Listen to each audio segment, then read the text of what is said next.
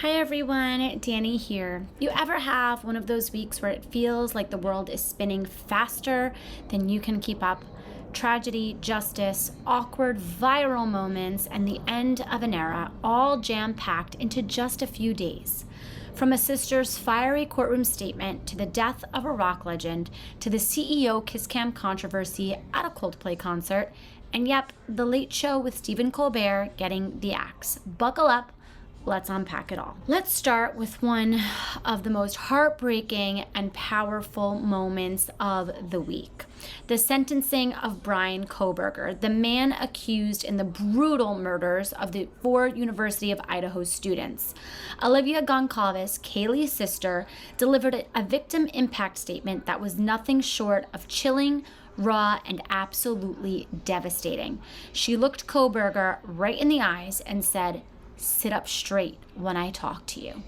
You could feel the pain in her voice. She didn't just speak for her sister, she spoke for every family ripped apart by senseless violence. This was not a prepared legal statement. This was a sister mourning a life violently stolen, standing in her truth and holding nothing back. She called him out for being a coward, for attacking sleeping students in the middle of the night, and she reminded him that his legacy isn't power or intelligence or infamy. It's cowardice. We need to talk more about allowing victims' families to grieve loudly, messily, and publicly. Olivia didn't hold back, and neither should we when it comes to holding monsters accountable.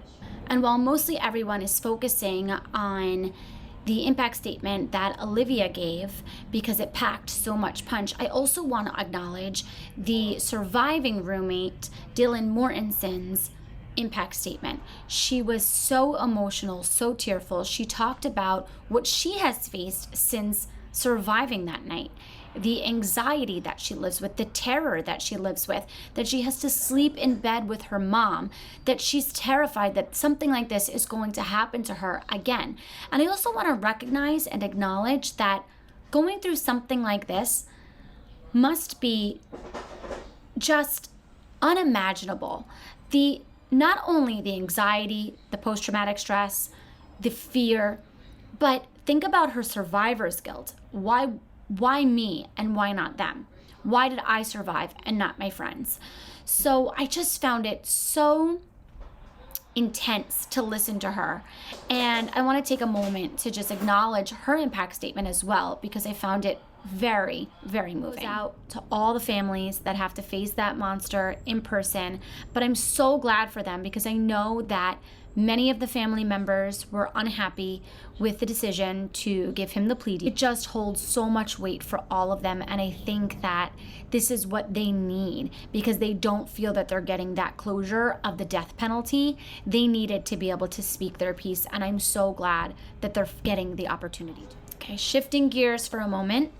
You may have seen the viral clip. Well, if you haven't seen the viral clip from the Coldplay concert, then you might be living under a rock.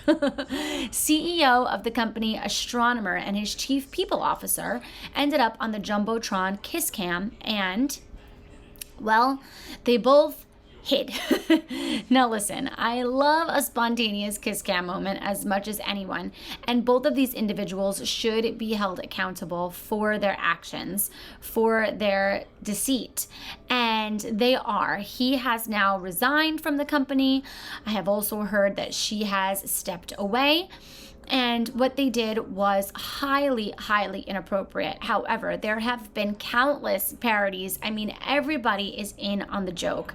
And I just can't help but think about the families and think about the children that are involved in this and how they're feeling and how they will not be able to escape this controversy and these memes and these reenactments and these spins that people have taken on the kiss cam controversy. And you have mascots at baseball games even reenacting it. So I just feel for the families because they are essentially the collateral damage in all of this. And here's one of my takes on it. You are the CEO of a company and you are the head of HR at this company.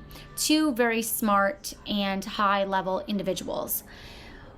When the kiss cam is on you and you know that you are doing something that you should not be doing, you should realize that you live in a world where social media and viral videos are the thing. This is our reality. This is the world we live in. And you duck and hide, you just gave yourself away. So anybody that wasn't at the concert, that may or may not have known you, I don't know, would have been better just to play it cool than to run and hide your face, duck for cover, and make yourself a viral moment. Very interesting to me. But, you know, in 2025, every moment is one swipe away from going viral and one bad judgment call away from a PR disaster, and that is what this has proved. So I just wish the families a lot of peace, and, you know, it'll die down. It'll have its 15 minutes and then it'll go away. Everybody's been talking about it, though. Everybody has been making their own parodies of it, and it has been, you know, entertaining. But I also think, let's think about the wife of the CEO. Let's think about the husband of the HR lady and their children and what they're going. Now, we lost a giant this week. Ozzy Osbourne, the Prince of Darkness, the original frontman of Black Sabbath, passed away at age 76. Whether you're a diehard fan or not, you know Ozzy. His voice, his chaos, his eyeliner, his legacy.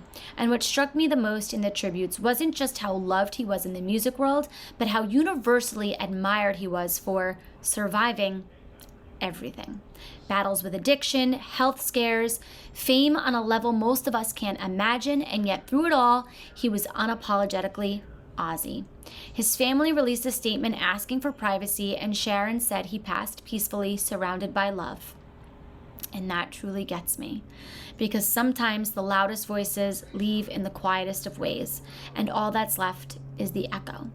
So tonight, I hope you turn up Crazy Train just a little bit louder, because the world feels a little darker without Ozzy. Finally, CBS announced that The Late Show with Stephen Colbert will end in May 2026, and no one is replacing him. Colbert has been the voice of satire, politics, and cultural commentary for nearly a decade in that time slot. He's held court through elections, pandemics, scandals, and chaos with humor and depth. Whether you agreed with him or not, he made you think. CBS called it a financial decision.